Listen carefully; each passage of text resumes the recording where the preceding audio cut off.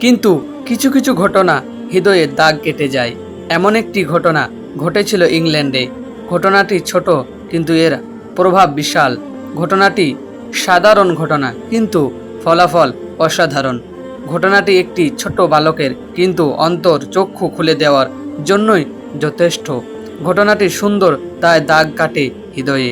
ইংল্যান্ডে কোনো এক শহরে বিদ্যালয়ে শিক্ষিকা বাচ্চাদের আদর করে জানতে চায় বড় হয়ে কে কী করবে।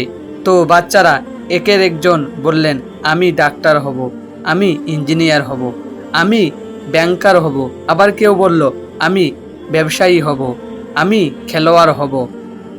কিন্তু একটি বালক বলল, আমি সাহাবী হব। শিক্ষিকা ছিলেন খ্রিস্টান। তিনি অবাক হয়ে বললেন, সাহাবী হবে? সাহাবী জিনিসটা কি?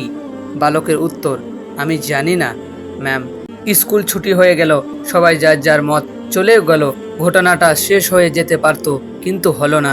শিক্ষিকা সাহাবী নিয়ে বেশ কৌতূহলী হলেন। তিনি ডিকশনারিতে সাহাবী নামের কোনো শব্দ খুঁজে পেলেন না। একটা বাচ্চা সাহাবী হতে চায়, অথচ তিনি শিক্ষিকা হয়ে জানেন না সাহাবী আসলে কি। তিনি দমে যাওয়ার পাত্রী নন। ফোন নম্বর খুঁজে বের করে ফোন দিলেন সেই ছাত্রের পরিবারের কাছে। ফোন ধরল ছাত্রের মা। শিক্ষিকা সব কিছু খুলে বললেন, শুনো। ছাত্রের মা বলল, ফোনেতে সব বলা যাবে না, বিস্তারিত জানতে হলে আপনাকে একদিন আমাদের বাসায় আসতে হবে।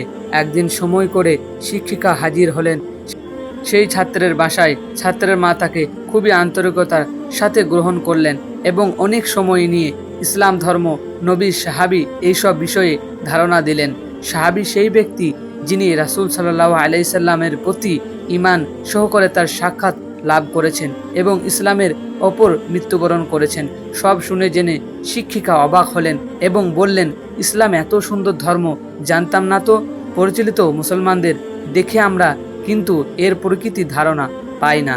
আপনার সন্তান আমাদের দেখে ও শুনে যতটুকু বুঝেছে তাতে তার সাহাবী হতে তো ইচ্ছে করবেই, কিন্তু সে সুযোগ তো আর বিদ্যমান নেই।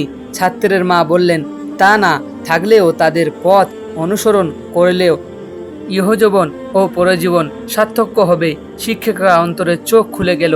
তিনি হেদায়েতের প্রাপ্ত হলেন, ইসলাম গ্রহণ করে মুসলিম হয়ে গেলেন। তাই এই ঘটনা দাগ কাটে আমাদের হাজারো মানুষের হৃদয়ে। অবশ্যই আপনাদের এই ভিডিওটা কেমন লাগলো? যদি ভালো লেগে থাকে তাহলে অবশ্যই লাইক, কমেন্ট করে সাবস্ক্রাইব করে আমাদের পাশে থাকবেন।